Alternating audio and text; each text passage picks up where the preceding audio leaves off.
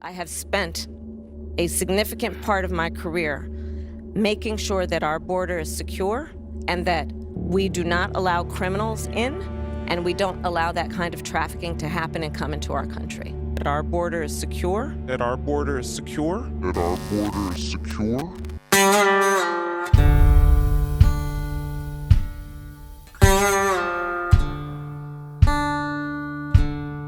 Up until about the end of 2020, I felt like the feds had a pretty good handle on what was going on at the border. It wasn't perfect, but it was fairly effective. And in the last 2 years, it's like the wheels have come off and the rest of the world knows it. And so it's frustrating to watch people on the national news sit at a podium in Washington and say the border is secure, and it's absolutely not.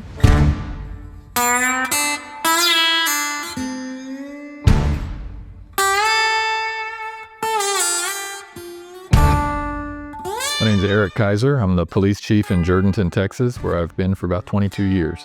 I'm probably like a lot of other people that you know, married. I've got 3 kids. I've got 3 grandkids. I'm real involved in their lives and the things that they do, and really enjoying my newfound role here the last few years as a grandfather. But still have a passion for law enforcement, so I'm not done yet. Growing up, I had lots of friends whose parents were in the law enforcement field, and it just always enamored me. And then later in life, I met a guy that worked for the San Antonio Police Department who really encouraged me if I had that passion to pursue it. And I ended up doing it and worked in South Texas my whole career. And this is where we call home and intend to stay. Crime is never going to go away, and there's never going to be a time where I feel like police officers and law enforcement's not going to be needed. But what that crime looks like kind of morphs from generation to generation. And we're about 30 minutes south of San Antonio, Texas. So we deal with some of the things that bleed over from a major metropolitan city. And as a rural county of roughly 50,000 people, we also deal with the things coming up from south of us. We're roughly an hour and a half north of the Mexican border. So that border crisis issues that everybody's dealing with, they have their effect on us as well.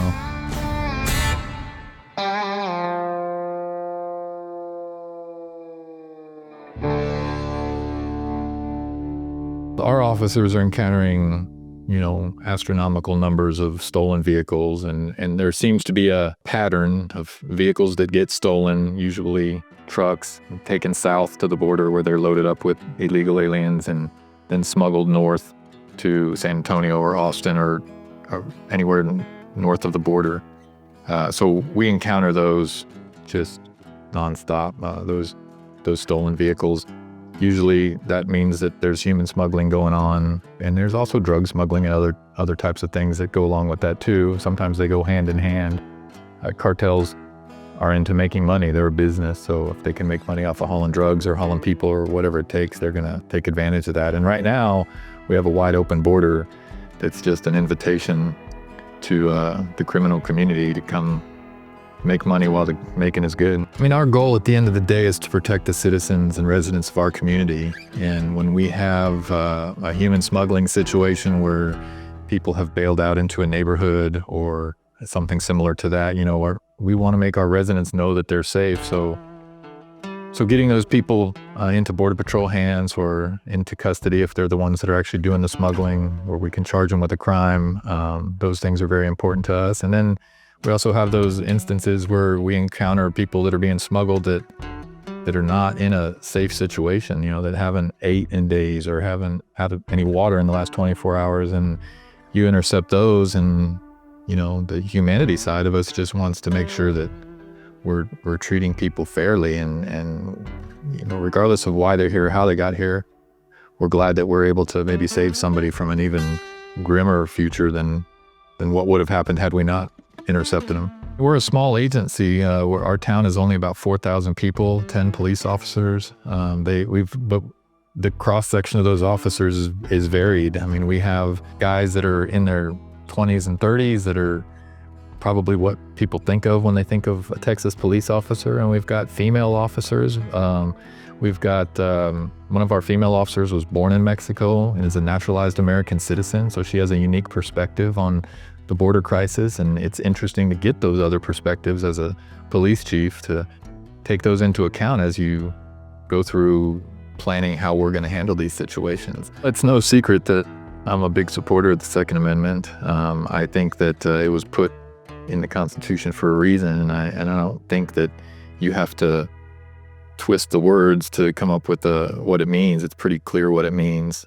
I think it's in our part of Texas, it's very important that we respect it. And I encourage people to exercise those rights, especially in the climate that we live in with the issues at the border. I spend quite a bit of time outdoors on ranches, and I wouldn't go out in those places unarmed, knowing what's going on today. And I tell that to people who live in those environments. You know, if you're going to go feed cattle, or you're going to go out looking for deer, or whatever it is you're doing, make sure that you're armed, because it's important these days. It's just, unfortunately, we live in an era where ultimately you are responsible for your own safety.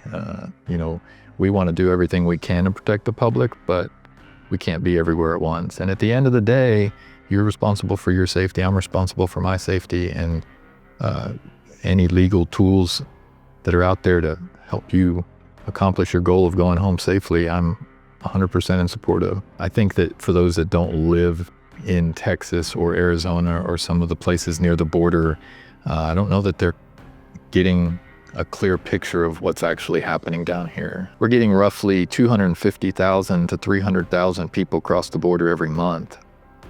And that's a big number.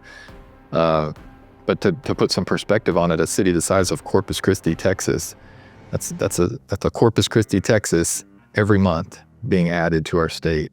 And granted, all those people don't stay in Texas, but the impact that that's going to have on this country long term is huge. I think that this border crisis is the biggest issue that my generation will have to deal with, and the long-term effects of what it brings. And I don't know that the rest of the country that's not near the border is getting to see that. But I'm glad to see you and other people in the media industry starting to maybe open their eyes a little bit to what's going down, because I think it is important for the people in other parts of the country to see what's going on down here. Right now, there's so many people from so many parts of the world that are coming across the border. It's not just people from Mexico coming into Texas or Arizona. It's not just people coming over because they want to work the fields and pick crops. That's not what the concern is. The concern is all of these people from every country in the world, people from the Middle East that are on the terrorist watch list, people who've been convicted of serious crimes in the country that they came from, and now they're coming into our country. They're coming in secretly for a reason. There's a reason why they're not coming in legally. It's because they know that they wouldn't be able to otherwise. My fear is what does that look like a year from now? What does it look like when we get numbers that now are no longer controllable? I mean, we can't control right now even what's happening right at the border, but for years the government said there's roughly 11 million illegals in the country. The real number is probably around 30 million. And at some point, that's going to have an effect that we can't fix. And so it's been a tough 2 years up until about the end of 2020. I felt like the feds had a pretty good handle on what was going on at the border. It wasn't perfect, but it was fairly effective. And in the last 2 years, it's like the wheels have come off, and the rest of the world knows it. And so it's frustrating to watch people on the national news sit at a podium in Washington and say the border is secure, and it's absolutely not. When we have leaders like the FBI director tell us that terrorists have very likely crossed into our country illegally, we're not hearing anything we don't already know. Those of us down here closer to the border, we know that is the case. And the fear becomes, what is their ultimate goal? Because there's just no way to track all of these people, even the ones that get caught and get a court date that's years out. There's no way to track them, much less the ones that are terrorists and are working to stay hidden. As a father and a grandfather, I'm concerned for what does that look like for my kids, and what does that look like for your kids and your grandkids. And the United States is full of soft targets, and as many bad things as we've had happen here, we still haven't got a real hold on how to protect a lot of these soft targets like schools and shopping malls and stadiums. And not that people aren't trying. I'd hope that we're able to somehow effectively combat this and do it now and not wait for the next 5 years or 10 years to realize it's a problem after the fact.